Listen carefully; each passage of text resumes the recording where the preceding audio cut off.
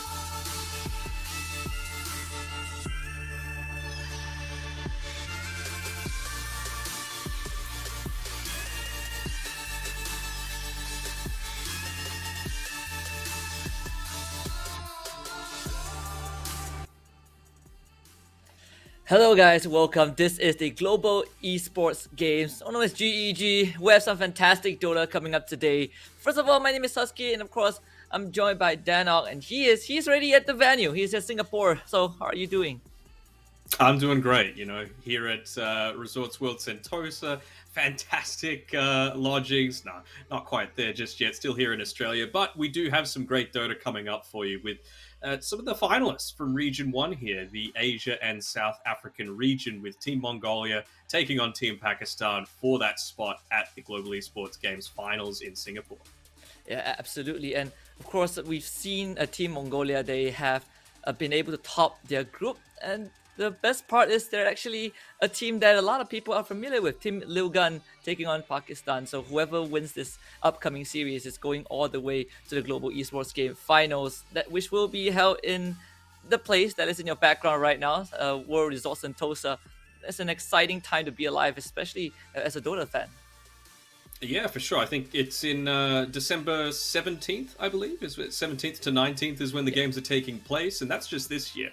You know, one of the things about the global esports games is it's global, just like it says. So I believe it's moving to Istanbul next year in Turkey, and then Saudi Arabia the year after that. So they've already started to plan ahead, and so there's a lot of different places that these players that do end up qualifying are able to, they get to go there, they get to visit, they get to represent their country as well, which is something that not always they get to do in the normal context. You know, previously you might just be representing a team org. Here they're actually playing for the pride of their country, so that's pretty cool.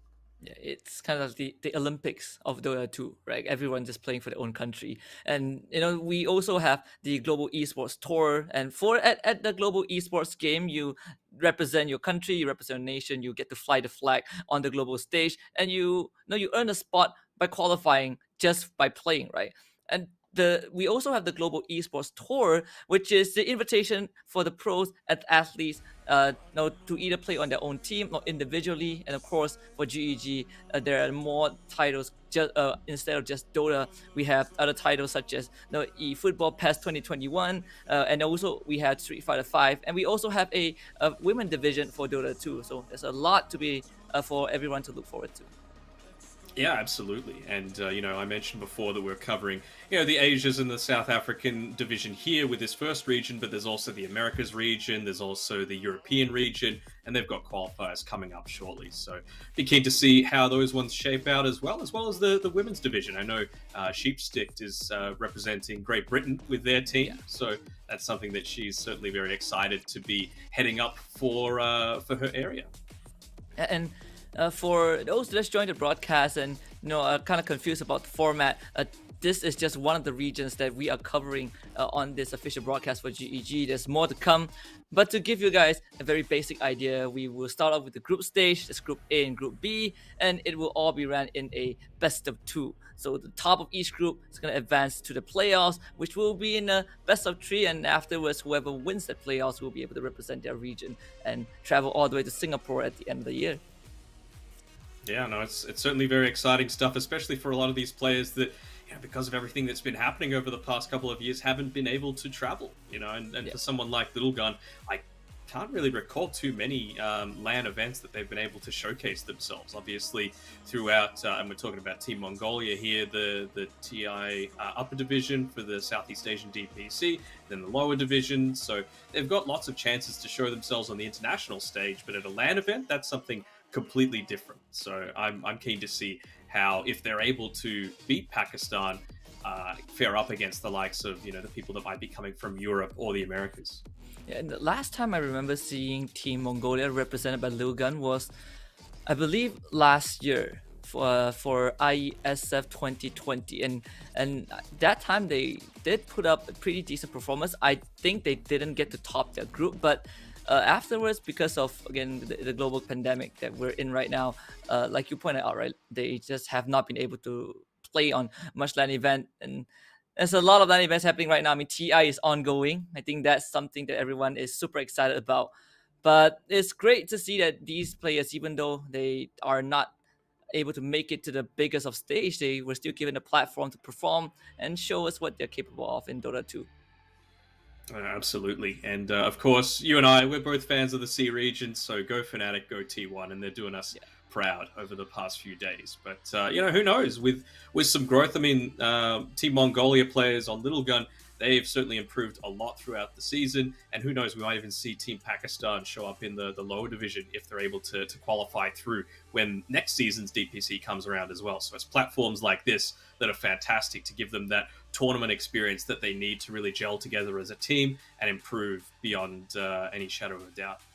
Yeah, and now for those who think that global esports games is just about video games and competitions and the national pride, there actually is more than that. Just to give you guys some extra info, it is held every year in December, and of course this year's edition is going to be in Singapore, and it's Singapore's first ever chance to host this GEG. So outside of video games, there's going to be music, there's going to be culture, entertainment, and there's even the GEF Con, the Global Esports Federation Con, which is basically a convention for thought leaders. And they also have the GEF Festival, which celebrates inclusive esports culture with music, art, technology, fashion, food, and so much more. So this is kind of the melting pot, not just for gaming but for cultures around the world. And when I first heard of this, I got super excited because first of all, I live beside Singapore because I'm from Malaysia, and second of all, we don't get much no opportunities to see all of these different backgrounds and cultures come together. So GEG, they're doing a lot of wonders for everyone across the world. Yeah, so let's say, one of these teams, they qualify through, they go to the LAN event. Obviously, I've been to Singapore. I'm assuming you have as well, since you've been so close by. But what would you say are the big things that they would want to check out when they're in the region? In Singapore, I've actually only been there twice or once, so it was Once more than me. I've only been once. I think the last time I went there was a decade ago. So far as I can remember, a lot of friends in Singapore have been telling me to check out the Universal Studio. I think that's the theme park. That's something that everyone should at least give it a shot. That's all I could think of, honestly, for now. Yeah, I mean, they'll be staying in Resorts World Sentosa, so Sentosa is a fantastic place to be able to visit as well. I think there's the Gardens by the Bay, fantastic too. Try some chili crab, one of the main Singaporean dishes. There's so much there. It's street food, like we were talking about, culture, music. There's a ton of stuff to be able to experience in Singapore. And, like I said before, it's not just Singapore at all, right? Like in the years to come, people will be going over to Turkey, then Saudi Arabia. So all sorts of different cultures will be able to be experienced.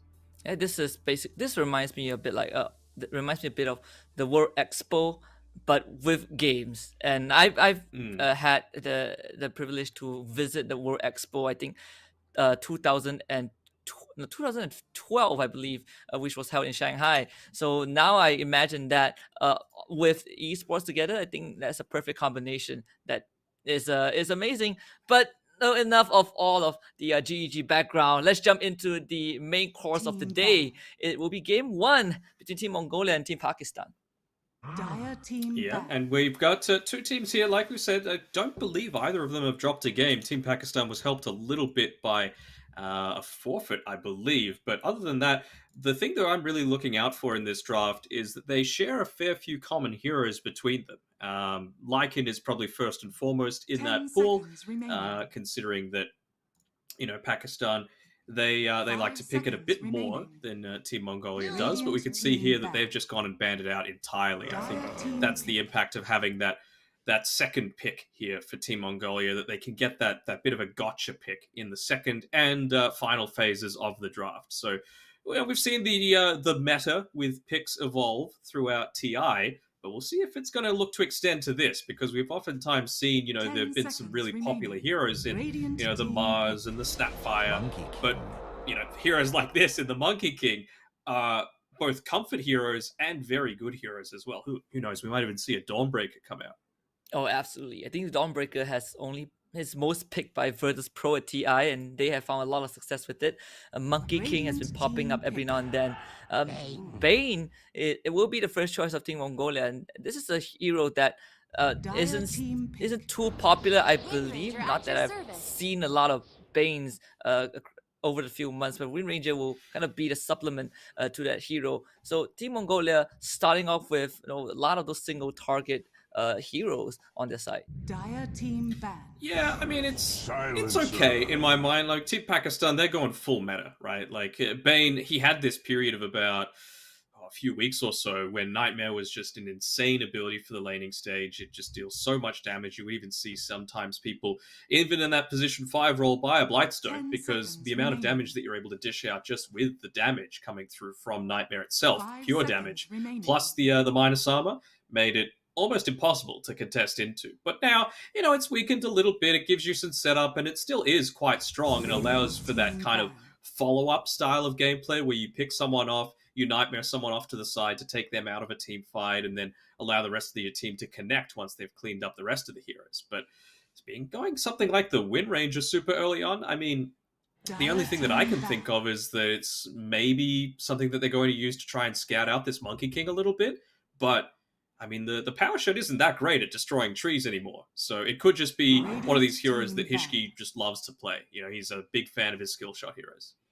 Absolutely. We see Team Pakistan pick up the silencer. One of the more popular combo breakers right now. Even at TI, silencer has been popping up left, right, and center from the China region. Though they ban out both the 10 Mars seconds and the Brood remaining. Mother, so still sticking with taking out all of the summon 5 and all those seconds team fight remaining. heroes. Whereas for Team Dire Mongolia, team they are ban. putting their focus somewhere else. They do take out the Tide, which is also one of the stronger offlane heroes throughout all times, but they put that vengeful spirit on the ban list as well. And I'm trying to figure out where Team Mongolia is Radiant trying to team go with ban. this ban, but Well, I'm trying to figure out what Radiant the hell these team offlane picked. players are going to Dire play team because it picked. seems like every single one has been taken out of the pool. I mean, Beastmaster's still there. What even else is left? Like a Darkseer, I guess, is still left in the pool. It's not yes, bad together with a Monkey King. there's Darkseer, there's Centaur, I suppose, maybe a Pangolier. Like 10 there's not seconds too remaining. much. Timbersaw, we saw. Oh no, that's banned Yeah, out that's banned actually. out. I was thinking 5 of seconds Beastmaster for Team remaining. Mongolia because because Power Shot, like you pointed out, isn't that good at chopping down trees. So the Wild Axes from Beastmaster probably Dire will do it team better. picked. It also gives them vision to find this Radiant Monkey King on the team trees picked. with the Hawk as well. The dive bomb is just slightly better after the buffs. But Pakistan, they just whip up both the Kunkka and the Darkseer. Yeah, I mean they've definitely got a lot of we like to call it the wombo combo potential, where they just get all of their spells, they chain them together perfectly, and there's not 10 too much you can seconds do about it. remaining. But that does rely on maybe some sloppy 5 positioning coming seconds out from Team remaining. Mongolia. These aren't heroes that like to clump up all in the same area. For the Darkseer to get off this big vacuum wall combination. So might be a little bit more challenging. Vacuuming on its own is quite nice for being able to just keep people inside the Wukong's command, but I'm not sure how effective that's going to be if the Monkey King, for example, ends up being a position 4 as opposed to the safe lane carry. So we'll have to see how they opt to go for this. What I do want Team Pakistan to focus Dire on, if team they ban. aren't going to have this Monkey King in the position 1 role, is they need something that's going to be able to take care of these boars, because Silencer doesn't have the greatest nuking potential for them. It's not something like, I don't know, a Crystal Maiden or a Winter Wyvern or something else that's able to actually deal some quick 10 burst seconds damage remaining. to those boars, because they give a lot of experience, and I feel like it's 5 way too much to seconds pass up on. remaining. Perhaps I was thinking of something like a Grimstroke and Oracle, right? But looking at the silencer, it feels like you kind of need a support that has a disable, right? Like looking at like a lion, perhaps for Team Pakistan. I mean, Monkey King Fort now doesn't, at least it doesn't look as appetizing as it was before we saw the Beastmaster and the Void Spirit coming up from Team Mongolia. I think Pakistan Yeah. most likely will be looking for like the secondary support for their last pick. But Team Mongolia, they're looking solid with their Voice Radiant Spirit. team ban. Now you can kind Dire of dip in and team out of ban. fight. Sure, there is the global silence, but Voice Spirit can always go for the use to kind of deal with the global silence early on. Hmm. I mean, I still do think that this Monkey King can potentially be that second support, though, right? Because as a Darkseer, you do want a melee support as your secondary, right? So you can have that 10 Ion seconds Shell remaining. actually being effective in the laning stage. So, I 5 mean, seconds what other remaining. melee supports are there still in the pool if you were wanting to run this Monkey King as a position 1, right? Like Yes. there's a Clockwork, a Tusk, a Nyx Assassin, potentially. But Nyx is not great against Beastmaster. Tusk is kind of okay. They are lacking a little bit of reliable lockdown for this Void Spirit, so maybe something like a Clockwork will be a little bit better for that, allow you to chain your spells together a little bit better, rather than, I mean, it feels like they're going to need to use Global Silence super early on into these team fights when, in an ideal scenario, you want to try and save it to be able to interrupt that Fiend's Grip if you can. Oh yeah, and that's probably what Team Mongolia has an advantage over Pakistan, I guess, because there's so much a single target ultimates, right? You have to worry about the raw and the Fiend's Grip, and regardless of which one you break, Team Mongolia will always have a secondary stun to kind of follow up with that with their fights. So perhaps the Clockwork is the best one I can think of for now for Team Pakistan. They put Monkey King as a core, Radiant but let's say team the Monkey ban. King goes into that position 4. What else is left for Team Pakistan? Dire team pick. Mm, It's hard, right? Because they don't have the last overall pick, so they're going to have to reveal what they're looking to go for first, and then it's going to be really obvious whether it's a Monkey King in the carry role or the soft support role. I mean, they're banning out some of the big hyper carries. The Medusa is gone. The Lifestealer as well. I mean, what are the other big ones left in the pool? I suppose the Terrorblade, the Sven are still available. I guess the PL against Mongolia. Yeah, PL's not too bad either. I'm just trying to think if there's anything. Like a Sven is quite nice this game, especially if you are if it does go longer, you're going to be able to deal a little bit better with the Darkseer, just because you can potentially get the Aghanim Shard, get that Dispel going with the Storm Hammer, which can be nice. But then conversely, we're talking about Aghanim Shards, the Darkseer can just normal punch you, and that's a lot of damage that you're dishing out to the rest of your team. So they go for the Gyrocopter. Yeah, decent team fight can definitely gives Team Pakistan that scaling, and we're looking at a 4 Monkey King most likely, paired with the Darkseer. Yep. But I guess Gyrocopter just provides so much vision. You're just like a walking or a leaping observer ward, basically, just jumping from tree to tree, providing so much information to the rest of your team. I guess as long as they keep this Gyrocopter from getting chain stunned by Team Mongolia, then Team Pakistan looks like they have a pretty good chance of winning those fights, right? I think early on they have to gotta be aware of the Primal Roar and the Fiend's Creep, both spells that go through that BKB of the Gyrocopter. Probably will be looking at a stats build for him, but Team Mongolia, they will get the Ursa for that post one. Okay, so the thing with Team Mongolia is, of course, the Little Gun, they have a lot of faith in their ability to win the laning stage. And so I feel like this is a pretty good one. We've got here the Darkseer that they're going to be going up against. So, of course, it's a melee matchup. Of course, you don't need to be right up there in their face. But still, if you're out of position, you can get punished quite harshly. You use the Surge, you just get nightmared, and then suddenly you're in essentially the exact same position. So it might be a little bit tough.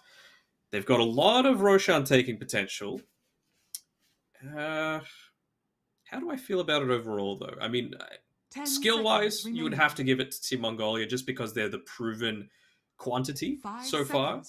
But I don't hate Team Pakistan's draft. Like, I think it's a very well-rounded draft. They've got some decent stuns. And now with the Gyrocopter as well, you're going to be able to withstand a lot of this just pure run-at-you style that Team Mongolia are going to be throwing at you because they've got such low cooldowns on their ultimates. And Pakistan's draft kind of revolves a lot around this Gyrocopter. Like, most likely, you're looking at Sanity getting the Lotus Orb, surging this Gyrocopter, and Joker just waiting to press the Global Silence to break that engage from Team Mongolia. And I think for Team Pakistan, maybe they just have to try and slow down the first 20 minutes of the game, because Team Mongolia, they have a lot of ways to get the tempo going. Whereas for Team Pakistan, a lot rests on this Gyrocopter's shoulders going into the later stages of the game. I think this Beastmaster, especially for Team Mongolia, that's going to be the key for them, because with 11 here, he's a Beastmaster, right? You're going to be able to take this top tier 1 tower relatively soon. They're going to look to make a rotation towards the mid tier 1 tower after that, look to take that, and you've got an Ursa lineup, so Roshan is going to be obtained pretty quickly. So while Team Pakistan might be hoping for, like you said, a little bit more of a passive game, I don't think Team Mongolia are going to let that happen. It definitely is going to be a challenge that I think Team Pakistan will have to find a way to overcome, especially when we're looking at this Darkseer Monkey King. Sure, they're good. No, they work well together. It's the melee heroes that have that you put the Iron Shell on the Monkey King, he starts running at people. But into the Ursa Bane, like you pointed out early on, it kind of just completely nullifies what the offlane of Team Pakistan could have achieved. So the laning stage, what do you feel like is going to happen for the laning stage? Wait, this isn't a silencer mid, is it? No, okay. No. Just thought he was positioning himself up there. I was like, hold on a minute. It's not the worst against a Wind Ranger, but much more looking like being the Kunkka. Yeah. So, sorry, what was your question before? I just saw the silence. Sorry, my mind went blank. Like, how is the laning phase going to be like for the two teams? I feel like I think on paper, Team Mongolia probably has a slightly stronger laning phase. But is there a I would way agree for with that. Yeah. Is there a way for Team Pakistan to kind of counteract that? I think the key for Pakistan needs to be this bottom lane. You know, if you're able to get some decent farm out, some early levels onto the Darkseer in particular, you can look to scale. Like, you can already see that he's looking to go a fair bit into the magic damage coming out from the Null Talisman with the spell amplification that you're going to get. And, you know, it's going to be a lot of playing around that, making sure you're getting that nice and early Aghanim Scepter so that you're able to tank up a little bit more on this Gyrocopter. Because I feel like it should be an okay lane on the top side, but again, I don't feel like this Gyrocopter, even though it has addressed something where they're going to be running at you quite heavily, and you know, you are going to be able to deal with multiple units eventually with your flat cannon. In the laning stage, those boars are going to be doing a lot to secure farm and get a lot of harass out onto the enemy team. And then they only have a silencer for the Gyrocopter, right? Into a Beastmaster Wind Ranger, this feels to be a pretty tough challenge for Team Pakistan, especially at least for the early stage. I mean, it's a Wind Ranger support, but that also adds like this extra layer of a lockdown for Team Mongolia once they hit that 6. But you Beastmaster, you get the Primal Roar, and suddenly this Gyrocopter becomes a pretty easy target. But we get a this early trade between both Hishki and Joker. The curse is leveled by the silencer, so you can't really win the trade in the long run. Yeah, it's pretty standard though. Like, Arcane Curse is such a good ability. It would surprise me pretty heavily if he doesn't end up going into a Veil of Discord. It's such a good item for Silencer. It synergizes really well with a lot of what you've got on the team. Remembering that it's spell damage, right? So it's even going to amp up stuff like the Tidebringer.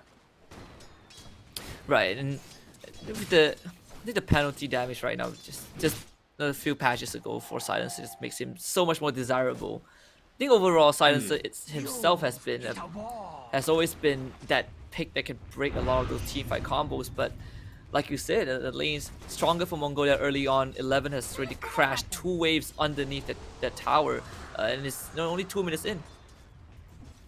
Yeah, absolutely.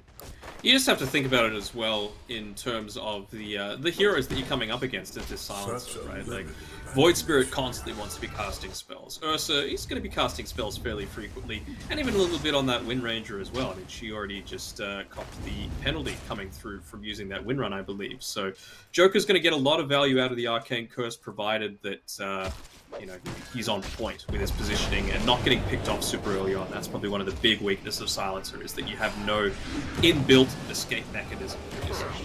The Nightmare did cancel the Boundless Strike, but it's not sufficient. Ashan does get that first blood, and in fact, it would trade one back, but Sanity will get the return kill. So first blood going over to Team Pakistan. They get a cherry on top by killing off the Ursa. A pretty decent start for the off lane of Dire. Yeah, they're doing exactly what I needed them to, right? Like, they needed to make sure that this lane worked out well for them. And with securing that first blood, you can have a look on the last hits there that the Darkseer is actually in the lead, so he's having a fantastic time. And then I was just thinking of the supports of Team Mongolia.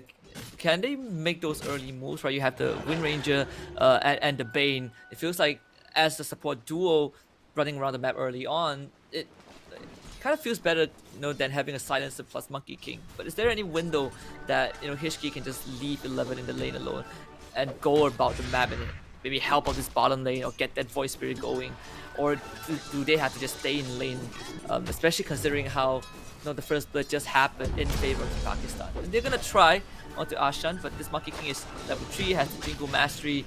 Still gonna try and beat him down, with the vacuum is gonna bring Ace 12 into his face, and the Boundless Strike hits onto both the Bane and the Ursa. That's another kill going over to the Monkey King. Didn't get the lifesteal, unfortunately, but eventually it does proc. He's just going to try and leap back to base as quickly as possible. To answer your question, it's a little hard for Team Mongolia, right? Like, normally you see these mid laners, like we see with the Void Spirit, he just wants to rush that bot because it's just so efficient to have all of that regen, all of that experience. But when you think about it, Kunkka's not one of these heroes that needs to use his mana to secure a lot of the CS in lane. And so he's just been able to go this double bracer build. So it means that any kind of rotations through to try and kill the Kunkka, it's going to be quite hard. He's already sitting on 1200 full HP with the HP regen coming up for this. He's even going to try for a kill onto Sanctity. Not going to land. But 11 is going to die for sure to Mr. Devil, so pretty worth trade. I mean, you lose a silencer, but you get the Beastmaster in return. The Ursa also goes down in the bottom lane, and sure, this time the Darkseer becomes the trade, but this Monkey King with the Iron Shot on top, it's gonna Primal Spring all around trying to catch this Bane off guard. Thankfully, that kill is most likely not going to happen. So far, Team Pakistan, they have been really amping up the pressure, and contrary to what I thought, for them to play a passive game, they are really making those first moves against Team Mongolia. And this is the strength of having that melee support, right? Together with the Darkseer. It means that they're going for they're trying to get him off the trees to try and burst him down a little bit here, but the Quelling Blade misses the mark. But yeah, the core that has the least amount of CS at this point in the game is the Ursa. He's already died a couple of times as well. He's actually still level 4, and he's the same level as the Monkey King. So Ashan is just going to beat the crap out of him if he ever walks forward. And this CS discrepancy is going to continue to increase in favor of Sanity, right? He's 30-0. Middle lane Sparks will get pulled back by the Aether Remnant. They do have the Monkey King coming in to provide the assistance, but the Astral Step is sufficient to kill off Sparks. The Kunkka does go down, but Ashan, he's now going to try and find some retribution. 4 more seconds until the Dissimilate comes back up, but Ashan, does he have the Boundless Strike though? Seems like he does not. The Aether Remnant is probably going to save Sanctity. Even gets a DD rune on the way out. Double damage. I mean, what more rune can you expect? And I'm a little surprised that happened. You know, I said any kind of rotations that might look to come through, it's probably not going to be enough to kill this Kunkka, but Sanctity just ends up getting the solo kill. So really nice individual play coming through there. They even get the Monkey King around. Yeah, I mean, they're still going to stick around for a little bit on this side of the map, but I feel like rather than heroes coming to the mid lane, Sanctity is going to need to try and go towards the top side so that they can look to get this tier 1 tower nice and early. Probably around the timing of 11 getting his level 6. He's got the Helm of the Dominator already finished up now, and there's another death going onto the Ursa. You don't mind, really, the fact that Sanctity's going down, as long as Ursa's going down as well. I believe that's his 3rd death. Mr. Devil, he is also gone on, but the troll can't reach him. Even with the Helm of the Dominator, they will not be able to catch the Gyrocopter. He's going to be salved up as well, courtesy of Joker. The power shot does cancel it, but he has enough health to survive for now, and they're trying to scout him out with the troll. The Hawk is coming, and they finally net him, and they get the kill for 11. And backup is coming in a pretty fast manner. This Monkey King is all over the map. He was at bottom just now. Now he dies. He shows up top. The Primal Rod does keep him in place, and Joker also gets shackled. So 11 finds a double kill. Pretty good, and then he's just able to TP on away. Hishki, he's sitting pretty low, doesn't have the highest mana pool, just has enough for the win run though, with this, the use of the Primal Spring, ironically, ended up giving him that second one charge. Sparks goes down once more in the middle lane, and even forces a TP from Mr. Devil. This Gyrocopter, now he's at mid. Where does Kunkka go? I mean, this Gyrocopter surely will have to go into the jungle and start clearing Ancients, right? But if Team Pakistan, it doesn't feel like they have any time to get those stacks going for this Gyro. Radiant's courier has been killed. Yeah, they haven't, but you have to think about what the other side of the coin was, right? Like, the fact that they didn't do that is because they were harassing this Ursa so much. He's died 3 times now, but having a look at the net worth, I mean, the creep score tells something, but the net worth is actually not that bad for the Ursa. That's constantly bouncing around him being 3rd, 4th, 5th, so he's not too far behind the rest of the heroes despite dying. Even gonna bring in the Bane. Make a rotation. Yeah. And they're gonna kill Sanity. So Ursa gets his sweet revenge. He overtakes the Darkseer in terms of net worth, and they have just seen the stacks being pulled by Jokers. To the support duo from the side of Team Mongolia, they should be able to kill off Joker. TP is coming in from Ashan, but he's a bit too late to party. This Bane is level 7, and he is having a great time while they pull him back with the ace, with the axe into the torrent. It's a dominating kill streak going over to the Kunkka. So it's been a very active game so far. We started off slow, but 9.5 minutes in, it's 18 total kills across the map. I mean, what else could you expect from the Asian and the African regions? They've always been known for a lot of early aggression, and these two teams are no exception. So we get a medallion on Hishki, those just for the extra armor reduction. It's also gonna help with this Beastmaster. He's going to just rush for the helmet, the Overlord.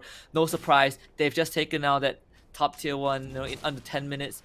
This is gonna force the Gyrocopter just straight up away from the lane and into the jungle.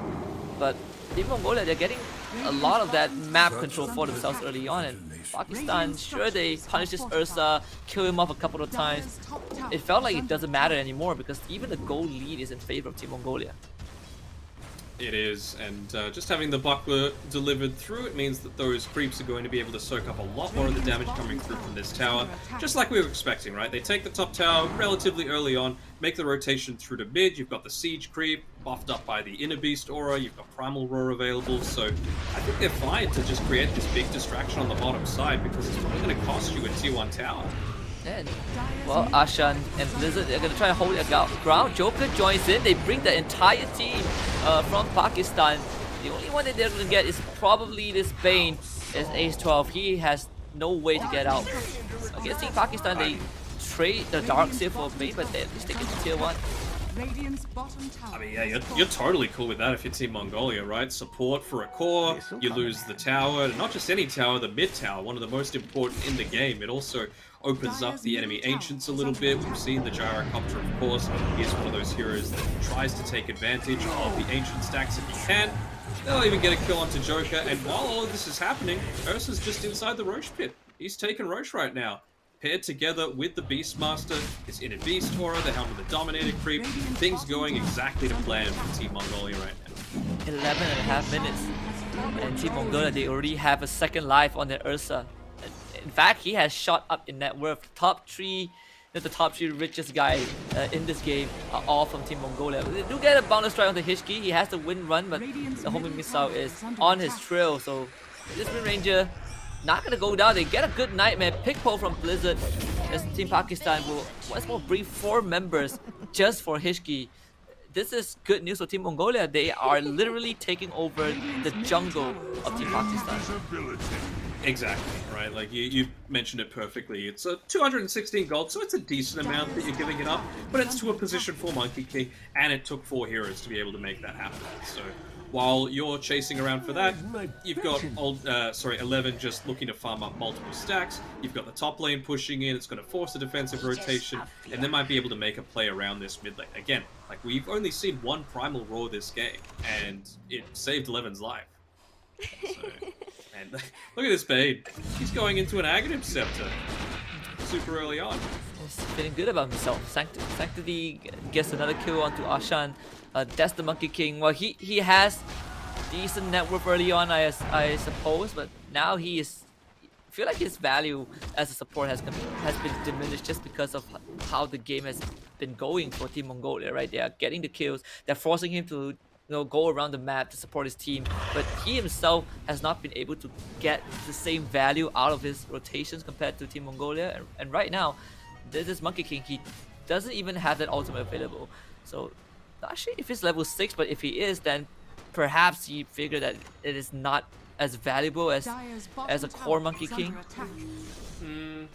I don't know how I feel about it though, right? Because it might not get some insane value in terms of a team fight, but what it does do is it protects pretty heavily against any kind of like all-in tower push, and that's the thing that you've got right now. You've got an Aegis, you've got this Beastmaster. He's only 700 or so gold away from finishing up this Helm of the Overlord. You're gonna have people running at your towers, and well, they're gonna have it happen. It is happening right now. And they're looking for the monkey once more. He is level 9 without the Wukong's command, so I think this tower defense is not going to happen for Team Pakistan anytime soon. Even when it comes down to team fights, yeah, you pointed out during the draft that Team Pakistan is all about those huge team fights, those wombo combos. But with this Aegis on Team Mongolia and with how fast the Radiant are playing, and this team fight, it feels like it is not going to happen anytime soon for Pakistan.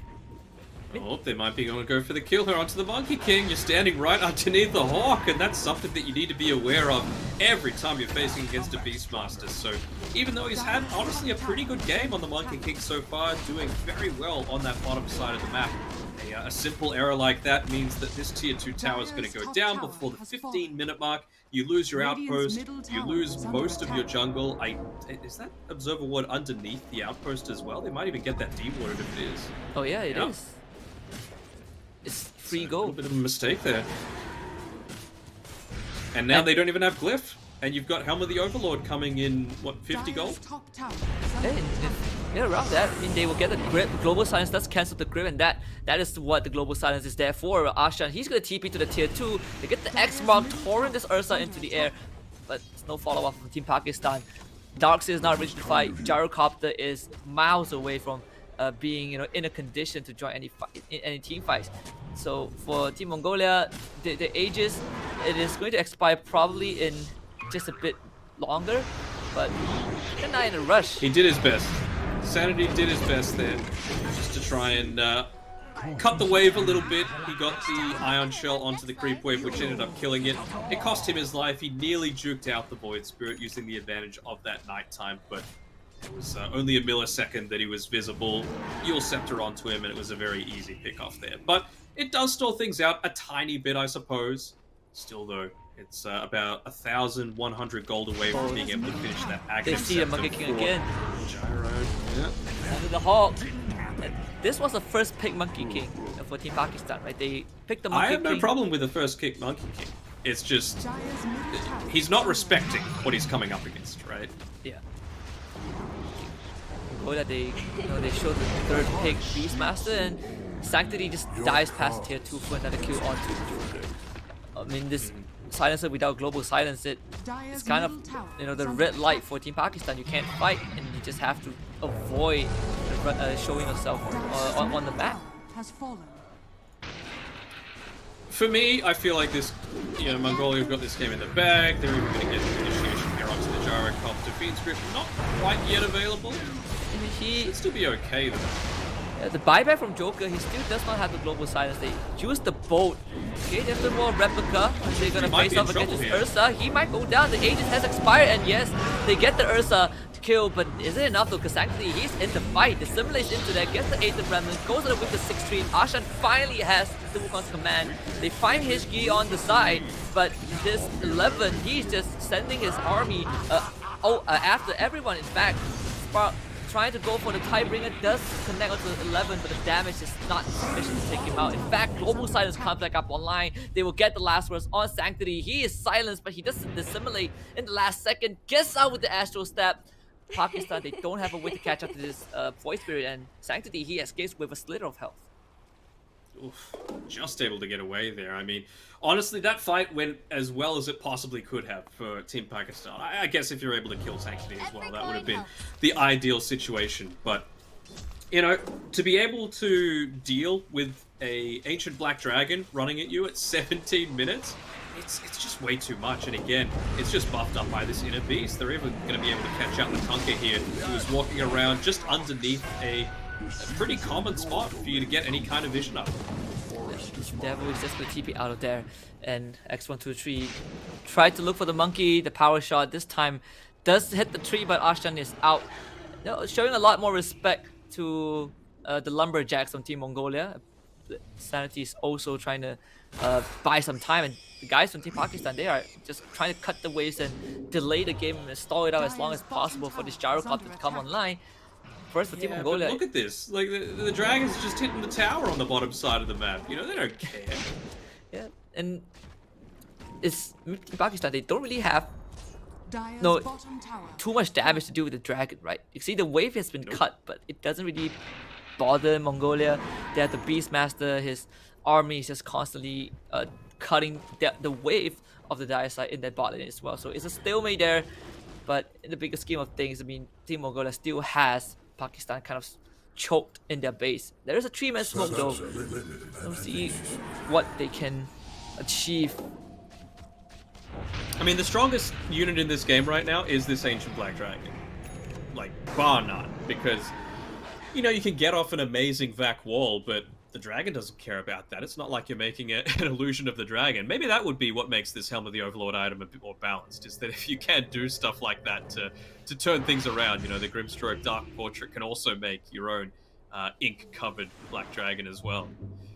I was going to say before that previous fight around the tier 2 mid tower broke out, you know, when Mongolia, they've always been in a dominant position after the laning stage.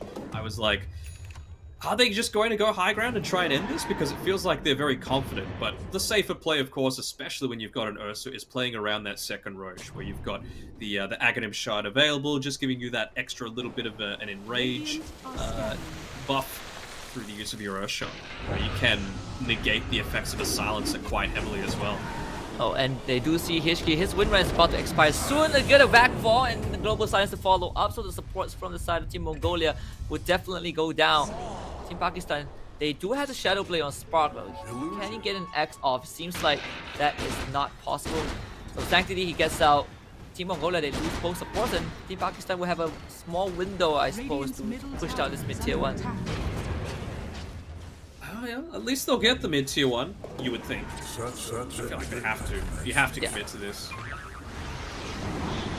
They're trying to scare him off a little bit here. Oh, very nice body block coming through from the Darks here. Ursa able Using to the mech. back and search. Okay, they do get the mid tower. They use the ghost ship on X123, but it seems like, you know, the rest of Team Pakistan, they don't have the intention to follow up. In fact, Blink Wild Access almost kills out the Darkseid. They get the Primal Raw onto Joker, and they also caught Spark. So 2 members go down from Team Pakistan. These guys stay way too long. You have a double damage on Sanctity, and Roshan is up. So Team Mongolia, now they can just walk in and get that X shard and Aegis. It just feels like this is the more experienced team. They know exactly how they want to play around each other, and they had a very key game plan coming into this. Not just what's going to be effective once the game gets later, it's what's going to be effective now, and what's really going to take control. Because these days, probably the only thing that's really lacking from the current meta of Dota right now is a few more of those comeback potentials. It feels like if you're in a pretty decent lead to start a game, it takes a monumental stuff up to be able to try and turn things around. As a support player, I'm also happy that Ace has almost got his Aghanim Scepter, so we're going to see that AoE Braid Sap coming soon. Oh, wait, no, never mind. I love it. Yeah, it's the Fiend Script. I love it. I think it's absolutely fine. In fact, it's just way more annoying, right? It's harder to cancel the Fiend Script, on top of the fact that it goes through BKB. With that being said, you know, Gyrocopter, now he has to do with 2 spells that doesn't care about spell immunity. Is it worth it to just go for Axe and a +1 damage item, or do you feel like if the Gyrocopter, it still needs that BKB regardless? I feel like it's fine, him going the BKB, because it's going to be so effective against the likes of a Void Spirit and hell, even just the Wind Ranger, right? And you've got the Silencer to be able to stop that Fiend Script when it does go in onto you. So it still is a necessary item for you right now, especially as they're looking to run up at you. But, you know, Team Mongolia, they're just doing the measured thing, just taking these towers slowly. They've even got a Solar Crest as well for this Ancient Black Dragon. Like, how do you stop this? He's just hitting you for, what, 170 damage every half second, it seems? Splash damage, by the way. The only person who could probably stop the dragon is the Gyrocopter with enough damage, and everyone else, no, it takes a huge effort to even walk up to Team Mongolia. When they have the second Aegis, they get this fresh Solar Crest, they're just gonna walk up and try to destroy this tower.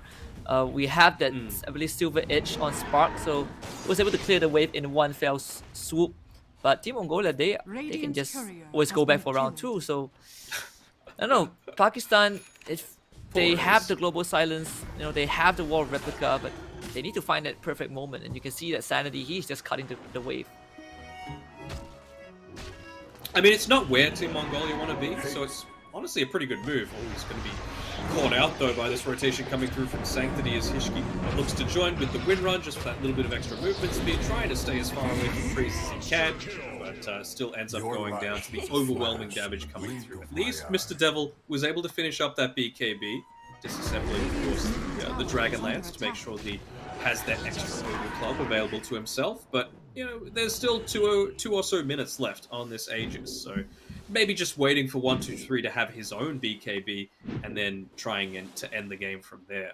He'll reach up to his level 15 as well, so that extra, you would assume the agility is going to be very effective for him. Mr. Devil isn't doing too bad. In fact, third in net worth, considering how he lost his tier 1 in under 10 minutes, and he was forced around the map. He even made a TP to mid and just went straight into jungle. Hasn't been showing up on the map since, barring that one team fight in the middle lane. So this Gyrocopter, he is keeping his distance. He's gonna go back for the Dragon Lance once he has the BKB. So I guess Pakistan, they are doing a good job of buying time for this Gyrocopter. So my question is, there's going to be a fight that breaks out very soon because the BKBs are coming out. You've got actually getting another pick off here onto the Monkey King. Asan trying to do his best to stop these creep waves from coming on forward. Oh, even South healing himself. salve not going to be in time. Oh, actually gets up onto the trees. No, not going to be enough though. Alright, so maybe that's delayed the game long enough. I was about to say, will Ace get his Aghanim Scepter? Because he has been waiting for it for the longest time. He got his courier sniped by the Darkseer previously. I feel like he might do it. Now he will. And there's only 50 seconds left on this Aegis as well, so not sure what 1-2-3 is doing. He's gone hunting for a Darkseer, I guess. Bottom lane, they will. Team Pakistan will go on a hunt of their own. It's going to be 11 with this pack of creeps. Those are all going to be cleared out. Team Pakistan, they have mustered up the damage to deal with this Beastmaster. Joker is most likely going to lose his life. The Simulate goes wide. They vacuum Sanctity back. Joker does have the Ghost Scepter, and the U is going to prevent the X mark, but they will use the Global Silence. They're really committing to take out Sanctity, but he still has the Dissimulate to work with, and X13 just going to blink in and try to maul the Sanctity down. And the Nightmare is to make sure that no mech goes off. Homing themselves a bit too late. So Team Mongolia, they get a trade back. He just gone in 5 seconds though, so we'll see if they look to try and commit this. I suppose they did know that the Wall of Replica was used, as well as the Global Silence. Boat still 25 seconds away, no cooldown for 15. So I feel like they might even just look to here into this. And yeah, without the Global Silence, how do you stop this Fiend's Grip? You don't. They just catch the Gyrocopter. I mean, Joker bought back, but no, a Silencer that buys back without Global Silence, it's not a big threat to Team Mongolia. They've been able to bait out spells, I would say, from the expanded ultimates from Team Pakistan. There is still the Wukong's command, I guess, from Ashan if they really need it. But, I mean, 11, he has gotten another pack of animals. They're about to run up that high ground. Aegis has expired. Doesn't matter too much, though, if you're Team Mongolia. No, he's very tanky right now. Maybe the lack of BKB might scare him a little bit, but outside of having this Wall of Replica, I don't see how you're going to have the damage while this Gyrocopter's still in the grave. 20 seconds, the creep is gonna hit the... yeah, they probably don't have enough time. I think they're back off. Creep wave is a bit too far from that tier 3. So at least Team Pakistan is still stalling out the game. They send Ashan to the top lane once more. He's gonna clear out that wave. Gyrocopter is coming back. No Aegis for the Ursa. Back to square one, but the Axe Bane, that is not cancelled because of the illusion. They even commit the Primal Roar just in case. So 2 essential knockdowns gone from Team Mongolia. Maybe this is a chance for Team Pakistan to at least threaten Mongolia a bit, but with Sanctity doing that, Joker is going to be out of the game without buyback. So even if his Global Silence comes back up, which it will, you're not going to have the silence for a minute. And you've even got 11, who I believe was just able to take the Ancient Granite Golem. So a lot of extra HP for your entire team. You've even got the Solar Crest, and you can just let the big Rock Man look to do the damage to the towers right now. Who needs a Tiny? That is Tiny's cousin. Exactly. They're going to run up high ground for sure. Again, no buyback on Joker. He's 25 seconds away. That's more than enough time for Team Mongolia to be back now. They get a back ball 1-2, and they have the call to follow up. Good bouncer strike. This is going to catch both 11 and 8. So this should be Team Pakistan's chance to actually turn the fight around. Mr. Devil will pop that BKB and start running after the course of Team Mongolia, and his target is going to be X13, who has ran out of enrage. He does have the shot though. Earth shot up in 1 second. They get the X-Mark forward into the air. Primal Spring, and Mr. Devil loses the man fight against 1-2-3. But at least Asha will get the trade back. Global Silence is now out, but they will still lose the Monkey King regardless. Sanctity is in a beyond godlike streak, but Team Pakistan, they hold on to the game. It's a couple of times that's happened now, where the global silence is just used for Dire's middle tower honestly is nothing. under You know, attack. unless you've got that gyrocopter, it doesn't feel like it's worth using a global silence to try and save a Monkey King. You know, this is a position for Monkey King. Maybe he just got Radiant's confused a top little tower bit. is You know, under attack. a lot of people are still adjusting to the fact that this notorious mid laner and safe lane carry is just being played as a support these days. But I guess the silver lining is that, you know, the graph, or the gold graph, hasn't really moved too much. In fact, look at this. Team Mongolia, they have dug up a gold mine, 4 bounty runes unclaimed. Both these teams have just been fighting, you know, for the longest time ever. So after that, the 4 bounty runes, the net worth for Team Mongolia goes up by another 2,000. They still have an obvious lead. Miss Sanctity, he's 12-0 on this Voice Spirit, so he is having a field day with BKB as his next item. He's probably gonna catch Joker. Yeah, he's gonna kill off his silencer. He's looking for more. Can he find sanity? No, he will not. I sense distortion. And Team I Pakistan think they were just letting those bounty runes mature, you know? It's like it's fine it's like wine. a cheese. Yeah, fine wine. It's a gourmet bounty rune. Looking at the buybacks, there's 3 on Team Pakistan, right? At least the important members have those buybacks. Obviously, for both Spark and Joker, they both had to use theirs. I'm surprised Spark actually used his buyback, right? Was it in the previous fight? It just went on cooldown. Who's this, sorry? The Kunkka. Radiant's bottom tower is under I attack. think he used it to try and defend the Dire's actual top high tower ground is push, under where they're able to attack. get that wombo combo off. Yeah, right. He got Fiend Script. He was had to buy back for that. Regeneration. Well, Team Pakistan, they just Radiant's bottom started tower collecting is those under tier 3 attack. with a blast rate on both teams. So I guess for Team Pakistan, you put it on the dark side if needed, with an Elven Tunic on the win rate. Well, they found Joker again. Another 43 seconds with this silencer. Joker has been having a rough game.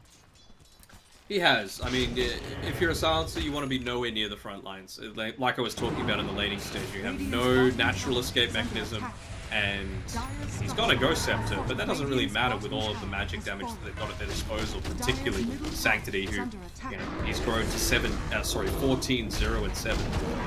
And they found the Monkey King. HG TPs to tier 2 and solo kills the Monkey King.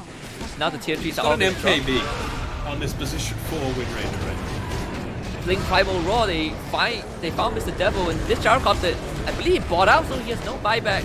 They're gonna do this last ditch attempt with the Tidebringer Silver Edge. The damage is not enough, despite it looking, you know, pretty decent. They buy back on the Darkseid one, spawn the Torrent X, but at least get 11. But X123, he's just gonna start mowing down everyone from the side of Pakistan. He gives Sanity a tip, they take out Spark, and he has no buyback. Joker pops the Eagle Scepter, but this is it, game 1. Going over to Team Mongolia, 41 kills to 19, a dominant performance. Yeah, absolutely. I mean, this is what you would expect from a team like Mongolia. It wasn't flawless by any stretch of the imagination. You know, I felt like they could have definitely looked to group up a little bit more and go up onto the high ground when they still had the second Aegis available. But other than that, and maybe a few little... a better laning stage than I was expecting from Team Pakistan, everything went to plan for Team Mongolia. So some nice gameplay coming out here.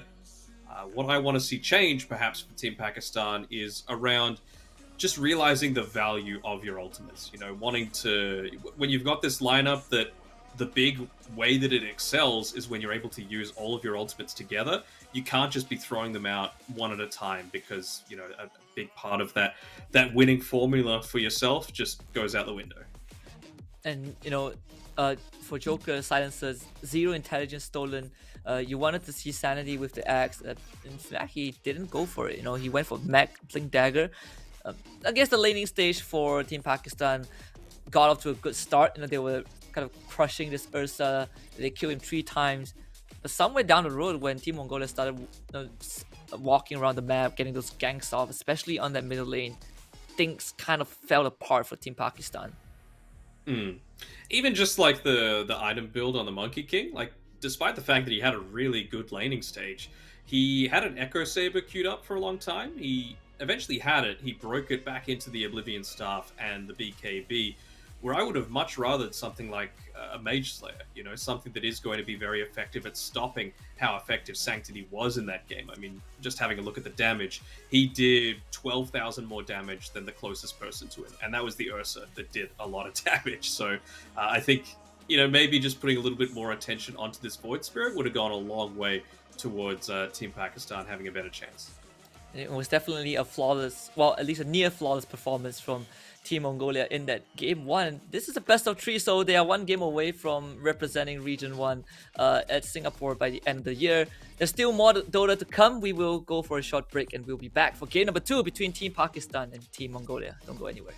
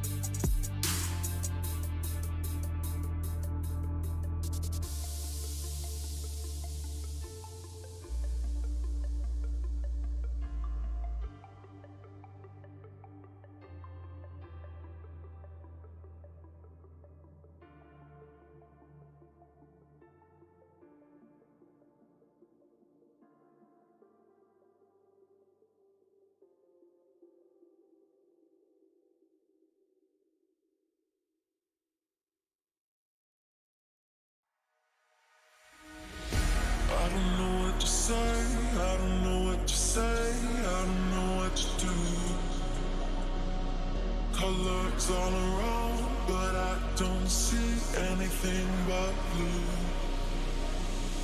Get lost in the sound, go back to the start. Let's go out of the dark. Let's go out of the dark. Get into the light now.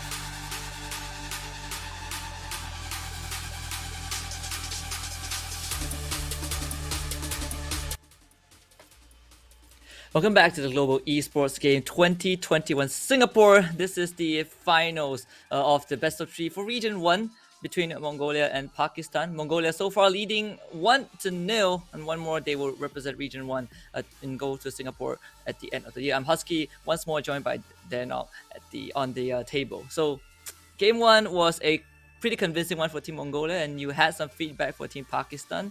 But, could you elaborate more on that? Like, what can Team Pakistan do better for Game 2? I think they need to pick their offlaner a little bit earlier as well. They were left with a Darkseer. I thought it was a pretty decent bit of gameplay coming out from Sandy there. He did well in his lane. His vac walls were pretty on point. They're actually going to pick up the Bane for themselves, so not wanting Team Mongolia to have that for themselves. But in terms of the first phase of bans, looking exactly the same here. Visage and Tiny banned out by Mongolia, and then the Lycan and the Timbersaw by Team Pakistan. 10 seconds remaining.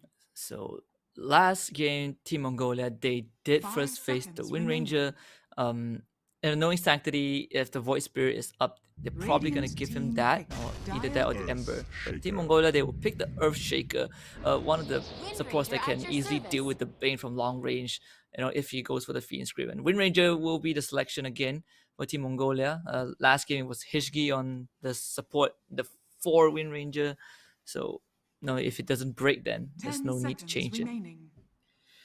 Well, yeah, but then there's the question of, well, you've kind of 5 revealed the seconds fact that this remaining Shake is back. going to be a position Admiral 3. Kongka. So you could look to really punish that quite heavily in the laning stage, right? Like just pick something that completely Radiant's zones team out an ban. Earthshaker in that position 1 role, whether that be through the support or whether that be through the carry. I mean, the Bane, you've already kind of picked it, so you can't really look to address it in that manner. But I'm just thinking like position 1 Viper isn't terrible 10 if you seconds wanted remaining. to go Dire into something team like ban. a Templar Assassin in the mid lane and have that be your true carry. Maybe a Razor, I suppose. I think Razor would be Razor's not bad, yeah. not bad, right? But they have a Kunkka on their side, so that kind of just reveals most likely the position 2 for Team Pakistan. So 10 seconds I guess remaining. It does. And I think that Radiant team ban. that's kind of like one of the things that, you know, like I said before, the players on Team Mongolia, they're much more experienced than these Team Pakistan players. And it's not only in, like I was talking about before, in the strategy aspect of it, but also just in the hero pool, right? Like coming into this, they were picking Kunkka a fair amount on 10 Team seconds Pakistan. remaining. So the fact that they've been able to get it twice is great for them, but it also 5 does become a seconds little bit remaining. predictable for team enemy ban. teams to be able to draft against you, right? You want to have as wide a hero pool as possible so that you Radiant can't team just ban. easily prepare. no, most of the bans coming up from Team Mongolia are targeting, the best picks from Radiant Pakistan, team right? The pick. Visage, probably one of Pakistan's trump Dire card, team pick. made unavailable, and Team Assassin. Mongolia, they are the ones who will pick up the Templar Assassin. So whatever Team Pakistan that you point out that you mentioned early on that they could possibly go for a TA, now that is completely out the window. They did ban the Morph and the Beastmaster, but I still don't think that 10 it seconds kind of remaining. solves the bigger issue, right, for Team Pakistan. 5 seconds remaining. I mean, in the laning stage now, the Kunkka's going to need to land all of these torrents because that is one of the few ways that you can actually deal with the refraction. Otherwise, TA is just going to have a free time. You know, you're not going to be able to get through the refraction charges. You're going to get harassed out with the side blades. You've got the range advantage. You can farm side camps even easier than the enemy team. So I feel like this mid lane is set up for a big win for Sanctity here, and TA is one of his best heroes. You mentioned the Void Spirit and how he popped off there. I wouldn't honestly put that in his top 3, maybe not even his top 5 heroes, but TA definitely is one of those ones that I've seen Sanctity absolutely go bananas. And I guess the bright side for Team Pakistan is that their supports, at least their support that they pick for Bane, can move around a bit more often. I mean, the last game we did see Ashan on the Monkey King making a lot of moves, but compared to what Team Mongolia has, the Monkey King did not feel as effective as the supports from Team Mongolia. I think it's always a little different, right, when you're the team playing on the back foot, because I'm kind of the opposite. I feel like Monkey King did a decent job. It's just that his team was never in a position to take advantage of the extra vision that he's providing you, and they weren't in a position to be able to go for these pickoffs either, right? Like a Darkseer is not really a pickoff style of hero. He's much more of a split pushing and a team fight style of hero. Same sort of thing with the Kunkka, obviously a bit less so. You know, you've always got that X-Mark boat torrent combo. But it did feel like the draft wasn't completely connected together. Yeah, it definitely seems so. I mean, Team Pakistan, they are taking a lot of Dire time to team pick. kind of select this hero. They bring out the Pugna. So now with the Pugna in the against pool, the TA. where do you put this Kunkka in the 3 row? I suppose there is a slight possibility that Kunkka can go 4, but if Kunkka goes to the 4 row, you kind of need 10 someone seconds to remaining. pair with the Kunkka in the off lane Radiant to make it a team strong lane, pick. right? Without the Darkseer. Oh man, how are they going to do this? Feels like there's a lot of ways to still stop this Pugna. I mean, it's decent against the TA mid, but 10 seconds I mean, remaining. Mongolia, they have the Wind Ranger and Shaker, and I feel like these 2 heroes are 5 they still have seconds like remaining. this enormous impact just because of how Pakistan is drafted. You know, they have the Bane, the Pugna. Both guys just want to stand there, with the life drain and the Fiend's Grip. That's where the Shaker Wind Ranger comes into play. Dire team ban. Weaver, this feels like there's no one there to help the Weaver in those fights. No, that's the big issue for mine. Like Weaver is going to be basically on an island on his own, and there's not too much that the rest of his team can do to support him. Whereas, you've got an Earthshaker that can get a 10 long-range seconds stun. You've got a remain Shackle Shot. You've got the Aphotic Shield now as well on the Abaddon. So it feels like there's plenty of ways for Team Mongolia to be self-sustainable. TA's obviously got Refraction. She's going to eventually have a Blink Dagger, a BKB. Wind Ranger, she's got the Wind Run. Maiko, a BKB. 10 seconds Borrowed remaining. time on the Abaddon. Earthshaker's probably the only somewhat vulnerable one, unless he's 5 able to get the seconds Blink off remaining. super early. So, I feel like a big part of Team Pakistan needs to be targeting how Earthshaker's going to try and have any sort of game. What else is left for Pakistan? Most likely the off lane, I suppose. Kunkka can still go into the off lane, but it feels like Team Pakistan are in a very, very tight spot just because of this drafting sequence. Dire team They banned. banned the Monkey King. Radiant team banned. Mongolia Dire will ban the team pick. TB and the PL, so they're expecting a support Weaver from Pakistan. I suppose so. Support Weaver, and then Kunkka and Pugna can kind of... Pugna's better than the Kunkka against the TA, 10 but it's seconds not remaining. good.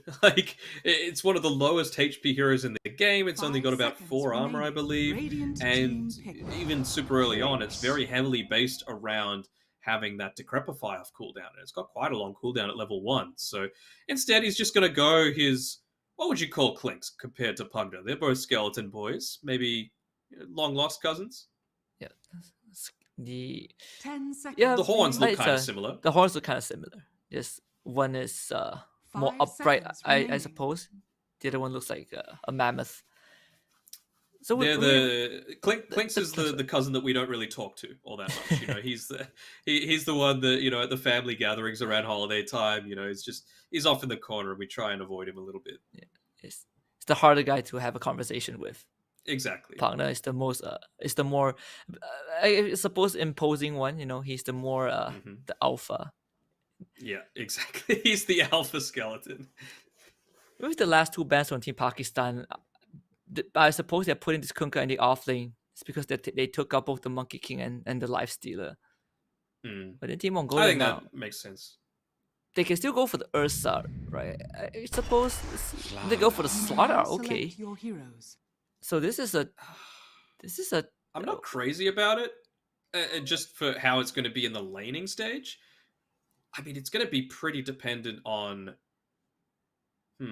Actually, no. Now that it's position 1, it's totally fine, right? Because you're going to be up against, most likely, the Kunkka. So you're totally fine to make any kind of trades happen. You've got an Abaddon that's just going to allow you to continue to move on forward. And now you've also got this minus armor lineup that's going to absolutely rip through any kind of heroes, single target. We saw Hishki in that game go for a pretty early Solar Crest. So again, it's just something that synergizes very well. Roshan, very easy to take. Towers, very 10 easy to seconds take. You've even got the remaining. Curse of Avernus that you can look to use on 5 Ace's seconds hero remaining. to be able to take that one down. And all the while, 11's just going to be sitting back farming. And the big thing for me is with Pakistan, Sanity is going to need to have the game of his life, because I don't see how you get any kind of pickoffs without him just somehow finding someone off on their own, and not just someone, a high value target.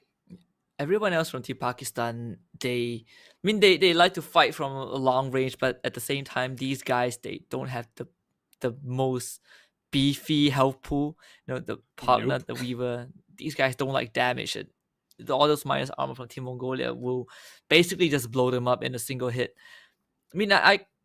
I think the Weaver is the one that is the most out of place for me. Like, what does the Weaver provide right in the lane? He's going to be with Sanity against this Slaughter Abaddon. And in team fights as well, it doesn't feel like there's a target that this Weaver can, harass out of a fight, or just constantly pressure from the side of Team Mongolia. In fact, the Slaughter pick basically just solves the problem, right? You have 2 invisible heroes on Pakistan. His corrosive haze will basically just reveal them out, to everyone else. At least he is in the lane where he's up against 2 melee heroes, so he should be able to get some okay harass off, but that's going to be negated by the fact that you've got the Aphotic Shield, right? So you can even look to return some damage there with Aces of Bad. Prepare for Think so. battle. Yeah, it's definitely. I think this draft, I guess we can both agree that Team Mongolia just has a better overall draft coming into game Yeah. 2. What, Agree entirely. Now, what's the win I condition also- though for Pakistan? Like if you're put in this situation where the draft, it doesn't feel like they are gelling together. Like when everyone is on their own island, and they don't really have the best self-sustenance. I guess for the partner and the Kunkka, they're okay, but everyone else, needs assistance from their teammates. But the heroes, they just don't feel like they have that synergy. Yeah, I mean, it's going to be made even harder now. Like, you've got this Pugno who, 30 like I said seconds before, to is battle. better against the TA than the Conqueror is. But I really like this Sentry Ward that Ace was able to put up to the right of the Dire Tier 1 tower, just blocking the small camp. And it means that the Pugno's not going to be able to nuke the wave out and then look to, just go back and farm a little bit extra in the jungle. Yeah, the Team Mongolia just doing everything right, from the get-go. And this is to stop Pakistan from getting that lead, right? As The battle the begins. partner, you want to destroy those towers as soon as possible and move around with your team. And obviously one of the better tower-taking heroes. I mean, the Klings also does it well. I suppose for Team Pakistan, if they can somehow get that going, and now somehow have the result like they did in the first 10 minutes of game 1, maybe this partner can apply a bit more pressure around the map. But that feels like a long shot, considering how the lane assignments are. Yeah, absolutely. I'm most keen to see how this mid lane goes because the side blades are just going to use to massively harass out the Pugna super early on. That's what the Decrepify is good for. It enables him to secure one last hit and one deny there on Black Sparks. Yeah, well, I'm also keen to see how Sanity and Ashan is going to deal with this double melee matchup. I suppose for the Sweeper early on, even though there's the Aphotic Shield, he is still doing considerable amount of damage to make the lane uncomfortable for Team Mongolia.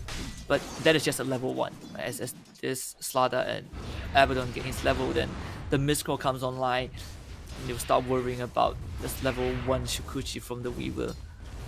Yeah, I agree completely with what you said. They need to get aggressive as quickly as possible on Team Pakistan. Try and get the first blood if they can onto Ace, especially while the Aphotic Shield still has a 12-second cooldown. Just try and burst through it as quickly as possible, or get him to use it on himself and then just completely switch targets and look to try and get through through 1-2-3's HP pool. And well, to their credit, he's already had to use all of the regen that he initially bought in the game. With that level 2 on the Scarabs, they might be able to get that first blood. Yeah, they might try to chase him. I mean, Ashan can try. The Aphotic Shield is coming back up, so that's gonna negate some of the damage, and there's no Gemini attack, so Ace still 1-2-3 is a get little out. low though. He is. The Tidebringer still level 1. So I suppose for Team Mongolia, they will still be able to stay here, but they cancel the south from 1-2-3. That's 110 go down the drain for the Slada. It's gonna get some trade back onto Sanity, but Team Pakistan, even though they didn't get the kill, they were able to exhaust a lot of those regens from Team Mongolia. Yeah, very nicely done. Ishiki, though, on the top side, he's going to be able to block this hard camp pull. So, Mr. Devil, he's had an okay time farming up here so far. I don't really think you're in any danger of dying super early on, though, especially when you've got the Bane to assist you with the Nightmare. And Earthshaker super early on doesn't have the greatest kill potential. This is a double range matchup, right? So this Earthshaker, they are only relying on Hishki to do the harass, but for both Mr. Devil and Joker, they can easily just poke this Earthshaker whenever they want to. Sparks are just using that to crapify, just to prevent Sanctity from getting those last hits. Even making sure that he gets the range creeps. I think that's the most important part. So that this mid lane going okay for Sparks. He's had more denies compared to the Temple Assassin, but the X factor would just be the side camp block. In fact, the small camp on the side of Radiant was also blocked by Sparks. So I guess they both are even very important for them to do that. I mean, TA, I would say, is the hero that takes advantage of these stacks the best. Probably only rivaled by the likes of a Lina, perhaps, considering you want to be spamming out your spells anyway, just to keep the fiery souls available. Top side, a little bit more brawling going on. Hishki falling a little bit low, but 11, he's still perfectly capable of just staying up there and fighting. And that's a huge wave. I mean, that's a double wave. In fact, to get a shackle plus a power shot enchant totem is enough. The place is not able to withstand the totem from 11. First blood for Team Mongolia, and Joker unfortunately has to back off. And he does have the stick to get a brain sap available, but he's playing in very dangerous territory. Another shackle, enchant totem, and fissure is going to give 11 the double kill. Radiant's courier has been killed. Unfortunately, the creeps ended up finishing the job there, but it was a full creep wave nearly that went underneath the tower as well, so a lot of experience and gold denied away from Team Pakistan. You are bottom lane for Team Mongolia. Both Abaddon and Slada, they're getting the levels. So this Weaver, he is starting to slow down in terms of being able to have much impact in their Photic Shield. Again, this Weaver only has level 1 of Shikuchi. Ace 12, he has that level 2 on Mistcore, so whatever damage comes from Shikuchi doesn't matter anymore. I guess he intercepted the courier. That was the magic one for the Abaddon. But that's pretty much it. I guess it's going to be a slower game phase where both cores are just farming up, trying to get to the items. Yeah, Ace is going to get harassed out a little bit here by our son, but I'm sure he might look to say to his Slada, look, I don't really have anything, bro. He knows exactly where the Observer Ward was, but unfortunately it's just timed out. It was one of those ones that were originally placed at the start of the game on the high ground to the south of the outpost, so just get away in time. Mongolia, they'd have to be pretty happy with how things are going so far, though. Still an even game, I guess. You know, Sparksy hit level 6. He was able to force Sanctity back. This TA kind of behind in terms of levels, and 17 denies on the partner. I mean, this guy, he has been using it to crapify to perfection. Again, this is what we want to see from Sparks, at least, right? On Team Pakistan. Sure, Sanity needs to have the best game of his life, but this partner is making it slightly easier for the early phase. Hishki is gonna drop by the visit, but Joker, he might catch Sanity. Just gets the brain sap in that small camp. And he knew that the sentry ward ran out. That is just super important for Team Pakistan. Yeah, absolutely. Even just having a look at the hitbox there of where they place the sentry ward, might even be able to, place one back there, just to the bottom left-hand side. I suppose it's the 6.5 minute mark, though. The small camp isn't worth quite as much. And have they been able to build up any stacks? It looks like just the one stack inside the Radiant Tri-Camp. So TA does have some of that comeback potential. Not too often that you see a TA, especially a Sanctity TA, sitting this low on net worth. He's gonna go into the jungle and have Hishki take over the lane, but Sparks is about to crash 2 ways with the cannon, with the catapult. So I don't think Hishki can survive that, right? They have Ashan nearby, and yeah, Hishki is just gonna be pushed back. They get the TP though. 11 is gonna join the fight. Ashan shows up behind his Wind Ranger. They have the Scarabs onto him, and the Enchant Totem does land. They follow up with the Fissures. The life drain is not sufficient, but Ace also joins it with the Mistcore. So they keep this Wind Ranger alive.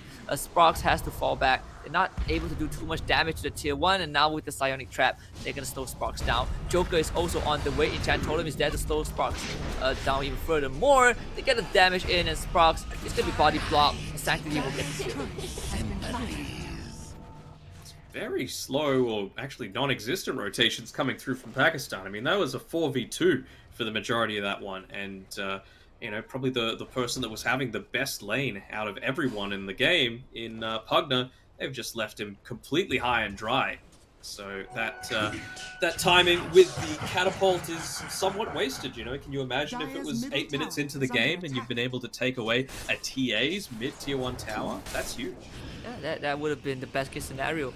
But Joker, he's gonna find Hishki, at least gets himself a killing spree. And yeah, he has been scouting around in the jungle. He's saw 2 massive stacks by Team Mongolia. But the only 2 guys that can take it are probably the Kunkka and the Pugna, and they're both occupied, right? Especially the ancient stacks. Even Kunkka will have a very hard time trying to contest it. Oh, I guess for Sanctity he's not gonna bother too much. No TP Echo Sparks does the Crapper Fire and get the life drain, but the Enchant Totem, the Aftershocks is gonna cancel that pretty quickly. Hishki will get the kill. So that's the second death for the partner. Let me shake your hand. Trophy's in a little bit of trouble as well. Doesn't have the most mana. One weakness of Bane is that Nightmare just costs so much mana at this stage of the game. They're able to get another stack off here for the Dire's middle TA. tower is under attack. I mean, Joker, he is relaying that info, but Dire's no one from his team can structures are contest this. fortified. And that's the sad part for Team Pakistan's draft. In fact, Sanctity is Sanity might gonna even get some end up damage. dying. Sanity does have the corrosive face, but able to just run out of range of that miscoil. Radiant's And bottom tower is In under fact, I attack. mean, this TA, he's dealing Dire's so much middle damage tower in mid is tier under 1. attack. Yeah, I mean, after the first, 4 minutes of the game, kind of surprising that this is how things have turned around. My touch. Fox is finally going to be able to at least get rid of that Sentry Ward, get rid of some of these psionic traps. It's been a couple of times now that he's just been caught out with his low movement speed and been able to be punished there with the slow coming through from the TA. He's got arcane boots ready to come out to him as well, so very important for him to have that. Yeah. Just constantly be spamming out those Nether Blasts as much as possible. Sanctity, he has caught up. 60 last hits, 7 denies, overtaking Yeah. this partner. Yeah, have a look now though. Look at this. Just taking the massive stack inside their triangle. Not only is it going to be a big net worth boost coming through from Sanctity, but also all those key neutral items that you need to be able to make these first few team fights happen. Yeah, they're gonna get the Tumbler's Toy, Possessed Mass is perfect for this TA. Radiant's middle And tower this is where is Team under Pakistan attack. wish that they've gotten the tier 1, right? Because if that's the case, they would have been able to contest this triangle. They still get the Nightmare Life Drain, and they even commit the Fiend Script for just Hishki. I mean, his death, he's not gonna be bothered too much. Sanctity will get a trade on Joker. Spark, he's still trying to go. This Abaddon is level 5. Does not have to borrow time, so Spark will stand his ground. And the life drain still not sufficient to get the kill in. He's got regen. Spark, he's gonna get the regen rune online.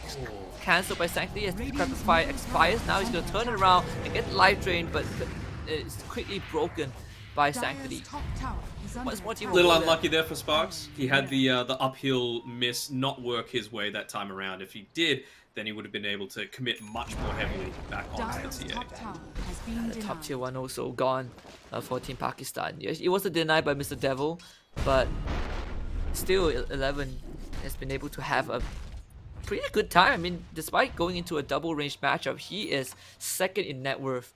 And the third one is, Ace, X123 on the Slaughter post 1. Everything falling into place for Team Mongolia once more. Have you seen the interaction with Fey Grenade with the Earthshaker? It's kind of nuts. Yes, I have. Just having the enchant Radiant totem. The fact that it scanning. doesn't consume the enchant totem charge is kind of silly as well. Just being able to deal 800 damage twice, once from range. Yeah, and Side 1, 2, 3. He's gone on a little bit here. the Body Shield's gonna completely negate the torrent, and now they will bash this Weaver. Ashen gets the time left off. They're gonna bring everyone from the side of Team Pakistan. The partner is there, so they need to make this work out. X123 gets the Slithering Crush, but still loses his life as the rest of Team Mongolia. Now it's their turn to launch a counter attack. Good Fisher block onto DD. Sanity. He has a DD on on this TA. So Sanity most likely is going to lose his life. The rum will also expire. TA on a killing spree. But for at least for Team Pakistan, they do get the Slaughter in return. Radiant's courier has been Oh, killed. Sanity's courier goes down. Alright, well, that's a pretty big deal. Just Weaver doing Weaver things, being able to block that out. They have some nice deep vision inside the Radiant jungle, so able to pick off any kind of courier movements coming through there. He's going to look to try and Radiant's push top out this tower mid is wave a under little bit attack. just with his Shikuchi, but look at the board setup with the psionic traps just to stop any sort of creep wave from pushing into that mid tier 1 tower. And we've seen a couple of times where Team Pakistan, they want that mid tier 1, but they just can't really retreat because of the psionic traps. Mr. Devil just got killed by X123, and that's a position 1 from Team Pakistan. Just as we thought that the Slaughter going down is gonna give Team Pakistan some room to work with, he gets a solo kill. But at least for Pakistan, they will finally get this mid tier 1. They will also find HK as well. So Echo Slam though from 11 connects onto both backlines. Pugna's gonna lose his life as Joker will now use that Fiend Screen to keep 11 in place, but get the Aquatic Shield will completely negate that. As for Team Mongolia, they will now run at Joker and finish him off with that Mel Strike. Blink, Enchant Totem, and one last hit is gonna secure 11 the kill. Blessings. All right. Just more and more fights going the way of Team Mongolia. You know, it Radiant's wasn't the middle best tower laning is under stage, and they're attack. actually looking to commit into Roche already. I was Dire thinking are might be a little bit early, still a full item component away from that Desolator. But they don't care. You know, again, they've got this slider. He's got the Mask of Madness build, not something that you see every single day, but it's still going to be plenty to be able to take out this Roche pretty quickly. See, Pakistan, they scanned it. Ashan, nah, he's not gonna make it there in time. In fact, they dusted him up and they get a good Fisher block from 11. Ashan will have the time lapse away, and yeah, he will survive with his life, but that's pretty much it. You know, Team Pakistan have no answer to that. Maybe Sanity can get something done in this bottom lane. He is the same, I mean, HK is the same level as this off lane Kunkka, so this Wind Ranger is having a field day. They get the Burning Barrage to finally finish him off, but there's no creep wave, so Team Pakistan will still take them a while to deal some damage to this bottom tier 1. They do have sparks with them though, so at least Team Pakistan will get something other than just the Wind Ranger. This mid tier 1 is going to be under fire by Sanctity, and that's where Ashan comes in. He will try to keep that turret, that structure alive. I'm liking the fact that he's standing on the right side of the mid lane as well. You know, he knows that Roche was just previously taken. He knows that no one was contesting that bottom side of the map, so they're probably not going to be coming from the right side of the river there. I say that, I compliment his positioning, but he just dives straight on in. Well, thankfully, the saving grace was X123, you know, getting the right click on the creep instead of him, so he was able to TP back and survive with his life. But with this Aegis on Sanctity, I think Team Mongolia, they're gonna go for the siege, and there's nothing that Team Pakistan can do, you know, realistically. In fact, Team Mongolia, they were taking a step further and start controlling this jungle of Team Pakistan. I think they might have tried to contest that if they still had X marks available. I think maybe they were hoping that Arsan would be able to just get X mark from that TP back to base so that he was healthy plus still present on the map. But the fact that he had to run all the way back meant that they didn't have the numbers to be able to contest against that. And, you know, with that rotation up towards the top side, like you mentioned, they're able to clean up the Kunkka. You've got a pretty decent sized wave pushing in now. Slaughter's very farmed, of course, as you would expect from a position 1 style. And, yeah, they're going to be looking to play around that BKB timing that's going to be coming up for him pretty shortly. Yeah, and they have 3 Blink Daggers on the side of Team Mongolia as well. I mean, Team Pakistan, they don't really have much lockdown. I guess only, you know, the reliable ones are Fiend's Grip and Nightmare, and everything else is kind of point and click. You know, the Torrent, the X Mark, and the Ghost Ship. Now you have to deal with 3 Blink Daggers that can just easily access the backline. This Pug now is not going to feel safe in any fights. Radiant's bottom tower Absolutely is under not. attack. That was always the issue with them, right? As they make another initiation on it. So with the Shackle, very nice use of the Nightmare there. Able to lock down the Earthshaker. And I have the Fiend's Grip and the Bolt, so 2 ultimates committed for the Earthshaker. But it's a dominating streak. So at least they get some bonus go off of that. 428 for Ashan on this Weaver. Not the best target for the goal to go over to, but Team Pakistan, they will take whatever they can. Oh, so now much damage. Crush and a couple of Melt Strikes. Sanity is brought down low, but the Crapify will keep him safe, at least for now. Torrent will buy a bit of time. Ashan goes towards the back line. They do get more damage on the TA. They even break that Aegis. But do they have enough though to get the second kill? Good Slither and Crush to again delay this fight and keep Sanctity alive. Now they get the X Mark back on the Slaughter. They bring him back and they will use the Life Trade. The Aquatic Shield not enough to keep him alive. Akshan goes to the killing spree. Ace 12 does not have the borrowed time, and this Weaver has a dominating spree as a position 4. Oh, Joker. He's going to be able to get maybe a little bit extra off. Actually, the Bug ends up cancelling the Nightmare a little early. Very unlucky for him that was the case. Otherwise, I think the rest of the team could have potentially looked to connect through. And while that was happening, I mean, he loses his life, but the Pakistan, they were actually, retreating. No intention to commit to it. But that was a huge fight, right? 4 kills with an Aegis as well. not too far in terms of net worth. In fact, they found 11 again. That's the second death in a row for this Earthshaker. Dire's middle tower. Yeah, I is mean, under he had attack. fantastic farm early on 11, but unfortunately, he hasn't been the best at translating that into reliable kills. You know, they've... well, honestly, I think a lot of that is on Black Sparks just having a really good game. I've been very impressed with his positioning, his quick fingers, to make sure that he's always in place to get a Decrepify off onto someone that might not be in the best situation. And Sanctity? Have to be a little careful here. he is, yeah, in very dangerous territory. Dire are scanning. If he was able to get That out, is the thing that they're lacking, right? Like, how do you stop this TA from getting away? There's no immediate starter that they've got. Like, you need to commit Fiend's Grip, or you need to commit Xbox Torrent. Joker just walks up and dies, and that's an immediate smoke from Team Mongolia. They know that without this Bane, they can make more happen, and they found Mr. Devil. This Clinks is in the Skeleton Walk, and the X Mark will help him. Psionic Trap, so slow Mr. Devil down. On the other side, Sanity is caught. Focus Fire, Decrepify from Black Sparks is gonna save him at least for now. 11 will be on the hunt. The Ghost Ship is out. They get the Decrepify and Life Drain. The Echo is gonna cancel that Life Drain, and everyone from the side of Team Mongolia piles onto this partner. Partner's gonna lose his life. Sanity also goes down. 3 kills over for Team Mongolia. Oh, Joker, no, he just respawned. Oh, and the only guy left alive is Ashan. He is dusted up, but thankfully he has Super to get away. Essence Ring, okay, they get the bash out, and Ashan still has the movement speed to get out. The rest of his team, they're all dead. Dire's bottom tower. Ishki has just ends up fallen. dying to some tower hits as well. You know, it is still 20 minutes, and if you're in position 4, it's probably going to shred you if you don't have that Dire's win run bottom available. tower is under So, attack. you know, they don't get get out completely unscathed, but I think you're more than happy to take that if it nets you 4 kills.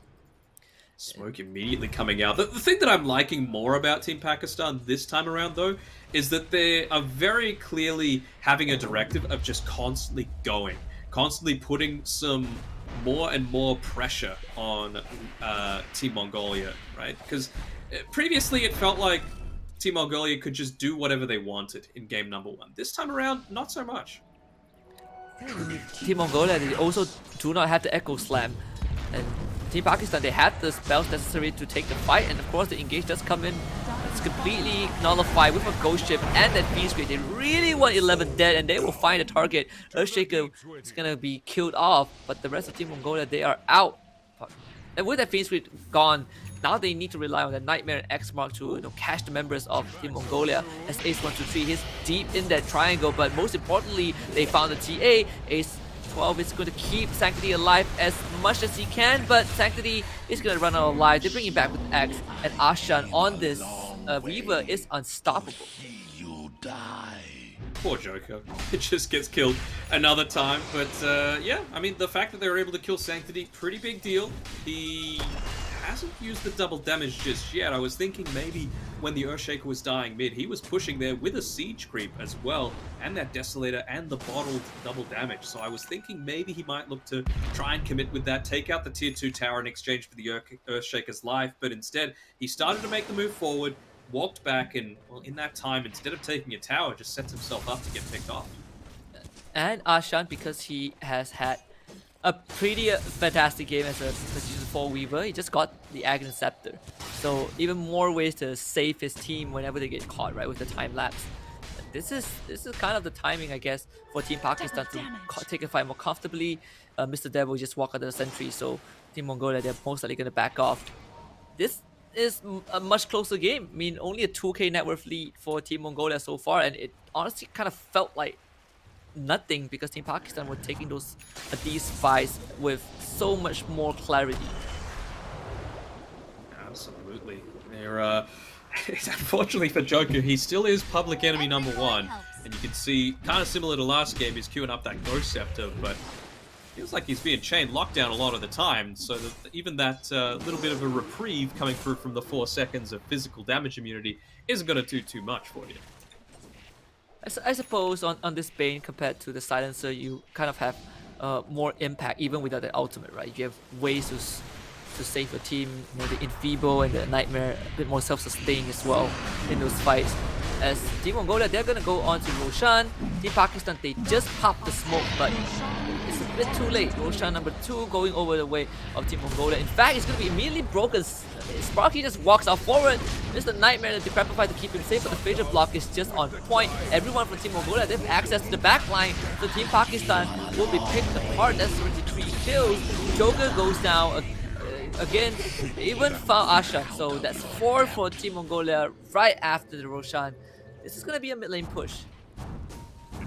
Why not? You know, you've still got the TA. She's got a crap ton of farm, and now she has that BKB as well. So even though the Pug has been very good at using that offensive Decrepify to make sure he's stopping the TA's damage, not only do you have the Aphotic Shield to be able to stop that, but you've got your BKB as well if you're away from the abandonment. And a double damage, of course. Yeah. Of course TA has a double damage bottled up as well. Team Pakistan, they actually fortified this tier 2, so I mean they have to win the next fight, right? If Team Mongolia forces something with the second Aegis, Team Pakistan will have to find a way to hold on, or else it will be high ground. In fact, I think Team Mongolia, with whatever they have right now, they are not going to be too worried about going high ground if they want to, but I suppose they are still giving respect to Pakistan and playing it a safe way and push out their bottom wave. They've got plenty of time. I mean, this Aegis has 3.5 minutes on it. You've got all of this minus armor again on the TA. She still has that double damage bottled, so finally this tower that probably should have died about 3 minutes ago is going to die this time around. Not if our son has anything to say about it, but unfortunately he's just a support weaver, so I don't think his influence is going to be anything. I think they actually saw the fact that someone was camping in the trees with the Psyblade right? visual proc there. Yeah, Ashan, he's gonna just abandon that bottom lane. Nothing he can do. In Team Pakistan, they have Mr. Devil top, you know, with the Clinks, trying to get some returns of their own, but HK is gonna TP in. It's a bit too late. The Blink does. They get the focus fire going. Joker is there to back him up, gets a nightmare off. The crush just missed, but X123 is just gonna run at this Bane regardless. Even have the broom handle, so the extra melee range is enough. Catches Joker as he tries to bob and weave around the tree lines. So this Bane dies once more. Mr. Devil and Ashan kind of on the hunt. They see Sanctity and he's the guy with the Aegis, but do they have the damage though? I don't think they do. Sanctity just blinks away. Yeah, he was lucky that he got that refraction off in time as well. Otherwise, his Blink Dagger would have been interrupted by the use of the Shikuchi. So able to get away just in the nick of time. And now it's his turn to start a fight. I mean, he blinks. Good to Decrepify. He missed with a halberd there. The first one. And Buck actually ended up getting rid of a lot of his refraction charges. I'm not sure if it's going to be enough to bring them to safety. They have the Torrent. I mean, the Torrent Storm. Yeah. Yep. So that's gonna stop. You know, at least the any kills are coming through. In fact, you know, the halberd, it was a 2 halberd miss, and he was disarmed and Decrepify.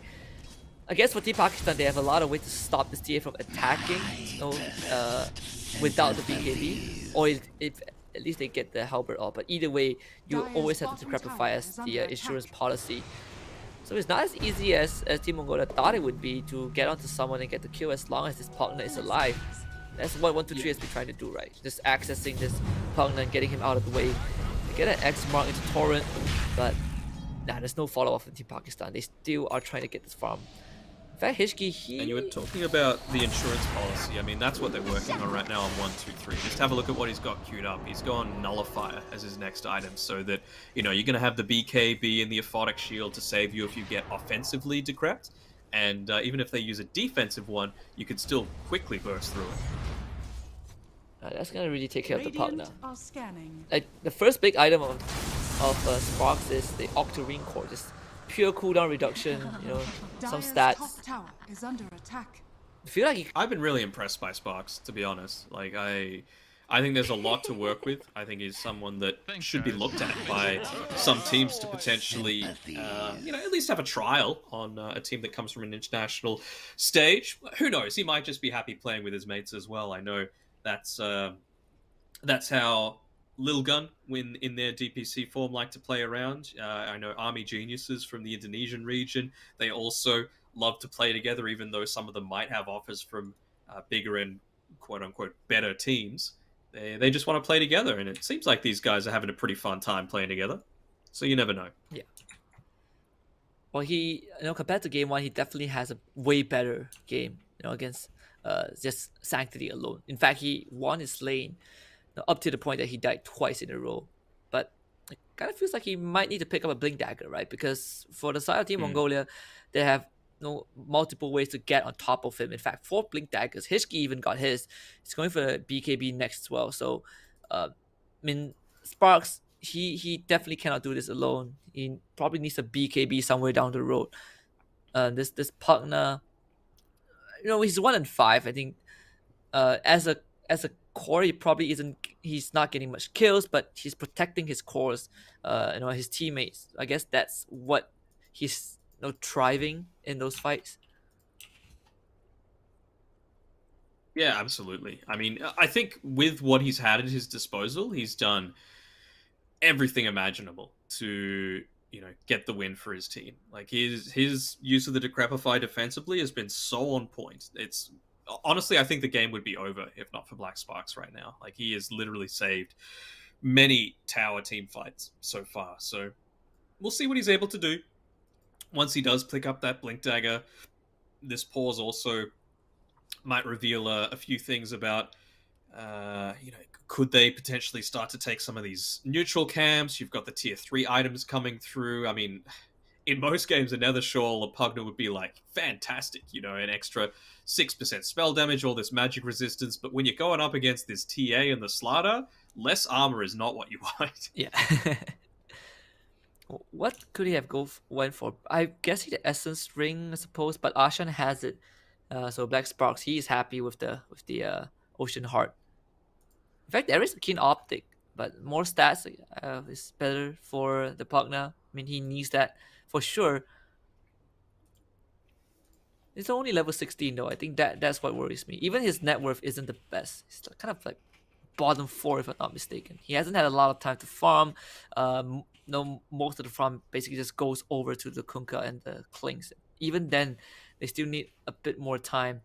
The Clinks is almost 4,000 behind his TA, who has been having a fantastic game so far. Yeah, I mean, again, very uncharacteristic early game from Sanctity, but this is why, I'm constantly praising the guy. He has star factor all over him, star quality, and just the pickoffs that he's able to get, these little quick fingers to be able to get through and away from multiple kills through the use of the refraction just before he takes any kind of damage, so that he still gets the blink away. It just adds up more and more, and I'm keen to see how he's able to grow. I think he's only like 19 or 20 as well, so he still has plenty of room for growth. Oh yeah. I wonder where this Weaver is going to stand in this game. I mean, he has the Axe Scepter that definitely would help, save an extra teammate in those fights, right? With the time lapse, even has a shard with him, with the extra Germinate attack. But what else? Perhaps canceling Blink Daggers, with the Swarm and the Shukuchi. It's more of a kind of a utility. Feels like more of a utility support at this point. But is there anything else that Arshan can contribute to those fights as the game goes on? I mean, I feel like a Solar Crest would be fantastic for our son to be able to have as well, right? Like, even just the medallion for the extra armor that you're going to provide onto whoever gets gone on. It feels like the Clinks is very vulnerable if he gets caught, and he's going for what I feel is a little bit of an odd build. Like, he's got a little bit each way, is what I like to call it, right? Like, he's got a Chrysalis, but not a Daedalus. He's got a Dragonlance, but not a Hurricane Pike. He's got a Maelstrom, but not a Mjolnir. It's just lots of little things that are slowly looking to build up towards, something greater. And I feel like the Skadi is very important, especially against a TA. But I think it's probably going to come a little bit too late. I guess with how the game has been going so far, Team Mongolia getting such a great lead. Maybe for Mr. Devil, he just wants to get those cheap and efficient farming items. But I do agree, it feels like we have Chrysalis and Maelstrom could be a bit too overcompensating. Both do the same thing. Ashan caught out in the bottom lane. They just caught a glimpse of him under the tower, and it was enough to take him out. Yeah, I think it's the Chrysalis mostly for me that's the big issue for Sanctity. He's just going to try and two-shot. Yep. the Bane. The extra damage going through. So my he's in a goodness. little bit of a rough spot. He'll be hit. Can't even TP out because of the damage from Mr. Devil. In fact, they're gonna chase him, but in the Torrent Storm, that's not gonna do much. The side blade from Sanctity as he turns it around, gets himself a triple kill. The only one left alive is Black Sparks, but Team Mongolia with that win, they probably can start going high ground even without the Aegis, right? The Weaver was not there to save him, to save the course of Team Pakistan.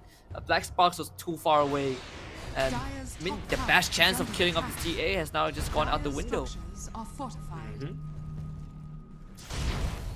Yeah, I mean, you need the Clinks alive. They don't have the damage outside of this Clinks right now, and you know the Weavers are well and good for being able to throw out the Swarm to try and delay the wave a little bit. They will, Radiant's but bottom it just tower feels is like under attack. delaying the inevitable right now. And luckily for them, no one as yet has spotted this double damage rune on the bottom side of the river. But I feel like as soon as it is, then you know that's just going to be the extra just layer of. Oh, okay, let's just end the game right now. There's been a lot of DDs this game. I mean, Sanctity has been getting a lot of double damage. Yeah, no, they still have not seen it. They probably will. I mean, Hishki is... There it is. Yeah, he just saw it. He's moving towards the bottom lane. They just caught You a got the glimpse BKB up on Hishki as well. No, they got it. Oh, although, will Asan look to sneak? Yeah, Nope. the 5 Well, men I'm smoke. not sure if that was underneath the TA trap actually. Oh no, now he got it. And the Blinker, they caught Asan as well. Well, the Decrepify, unfortunately, wasn't onto the Weaver to get the bolt in. It only connects onto the Abaddon. Well, Fiend's Grip on 1, 2, 3. The damage from Mr. Devil is actually there. I mean, the Chrysalis is paying off. They're finally going to kill off. Oh, and what an followed up echo. by a good echo from 11. Finishes off the Bane. Now he's going to turn his attention onto Mr. Devil. His BKB is online. Mr. Devil needs to get away. Silenced by the Psionic Traps. Can't even use the Skeleton Box. They had the Decrepify to finish off 11 at least. But it's a pretty costly fight for Team Pakistan. They lose the Clinks. Well, they got 2 cores in return, so Team Mongolia won't be able to get any big objectives. And in fact, I feel that Team Pakistan, they're going to keep going. Sparks has the dagger. And does this... It's not going to... Yeah, he's going to see the Abaddon underneath. I know, with the vision.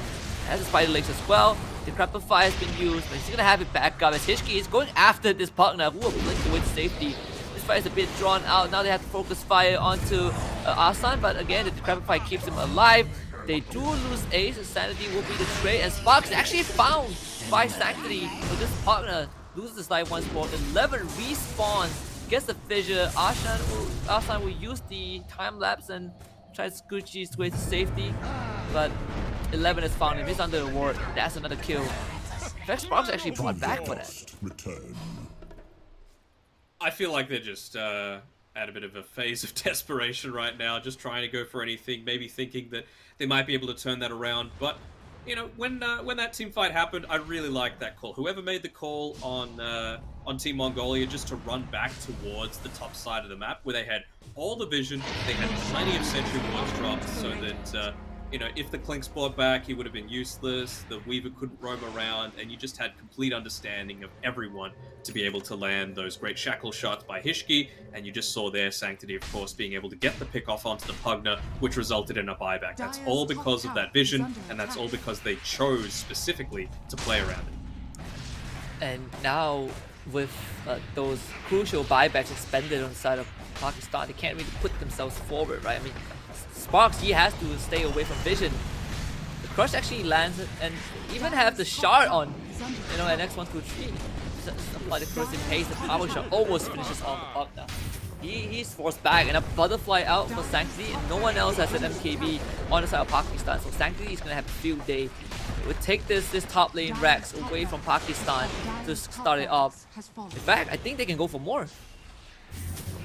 Considering it, at least you've got the full 5-man lineup here from Team Pakistan. Once this game. It's going to be an important fight. Okay, they will push Sanctity away and get a Blink Crush with the Crapify and a Nightmare as well. Now this is going to be cancelled immediately by 11, who flanks it with the Echo. Buyback on the Joker. He needs to rejoin his fight to get the Aegis out of the hands of Sanctity, but they need to kill it the second time, and Sanctity stands his ground. Another Echo Slam. 11 with the Refresher. Closes the doors. I mean, Sanity, he's out for 60 seconds. a minute without this Kunkka. They do queue up 11 eventually, but there's the dust. And Asan, he has overextended. They just delete him. Joker also goes down. Sideblade finishes him off. True that the Qualifier. There's 3 out for the side of Pakistan.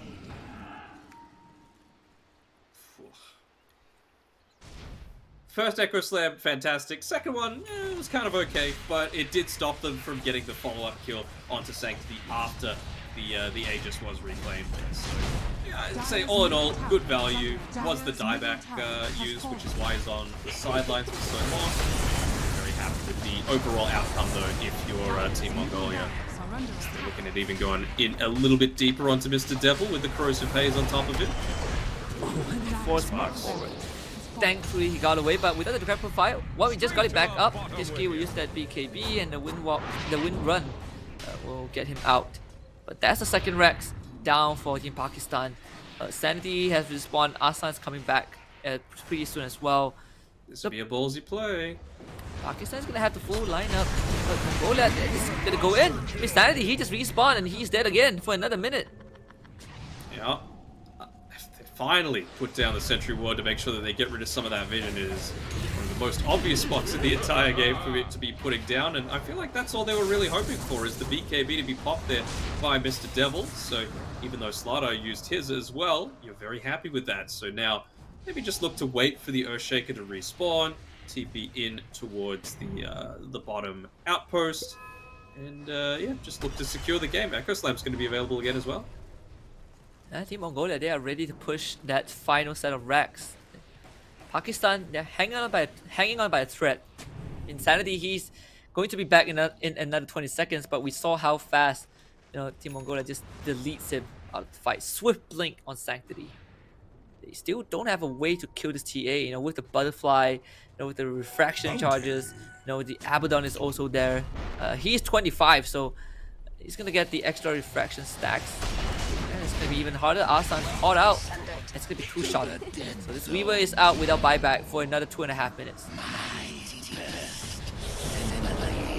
You can tell Team Mongolia, they can taste it. Joker is also dead. World Sentosa right there in their grasp. They just go in and finish off the fight. They have the Torrent Storm, but it doesn't really matter. The tidal wave as well. It's not doing too much. Again, Asan call it. Team Pakistan could not withstand the wrath of Team Mongolia. Of course, the representatives, led by Lil Gun from the nation, they will win this 2-0, and they will make their way to Singapore in December for the finals. I'm keen to see how they do as well. Like I've said before, Little Gun. Let's just call him Little Gun. Of course, it is Team Mongolia. They've definitely made a showing for themselves on the international stage. They've definitely got a dedicated fan base that loves watching them play. But now we're going to get to see them play against non-Chinese and non-Southeast Asian teams as well. Obviously, they had the opportunity to play against some people from the South African region as well. But some European, some American competition that never hurts, as well as a trip to Singapore. That's the sort of thing that these guys from Mongolia don't get every day. I mean, you mentioned IESF before. I believe they went to Korea for that one. So just more opportunities to travel further and further away from home, get some more experience in a land setting. And yeah, it's a big congrats coming through for Team Mongolia. And they get to play with teams from outside of their usual region, right? I think that it's gonna also contribute to just experience in general. I mean, again, it's not just about the games when we head to Sentosa in Singapore. It's also about the culture, it's about the art, all the music, something very exciting to look forward to despite us still kind of being in the global pandemic. But with things improving, I'm pretty sure that Singapore has a treat for everyone else. But that concludes our best of 3 finals for Region 1 between Mongolia and Pakistan. Obviously, Logan from Mongolia will be representing Region 1. There's still 2 more regions. There's America, there's EU coming up for the rest of October, so look forward to that. Any last words, Dan, before we close this out? No, just thank you guys for watching. I believe it is the 22nd that the European region starts, October 22nd, and then the Americas region starts on the 30th of October. So we got a couple of weeks. I mean, it's not like there's any other big tournaments going on. Oh wait, there's TI, so at least we can have that to tide us over until the real meet happens with the other two regions for the global esports games. But definitely some exciting games to come through, and I'm keen to see what teams from the other regions as well do end up making it through to the live finals in Singapore in mid-December. Yep, and with that, we're gonna pull the curtains up for today's broadcast, and also, just as we close this out, we're gonna enjoy some TI matches on the side. Thank you guys for tuning in. This has been the Global Esports Game 2021 for Region 1. Stay tuned for more for the rest of October. We'll sign off. I'm Husky. It's Dan out. We'll wish you guys goodbye.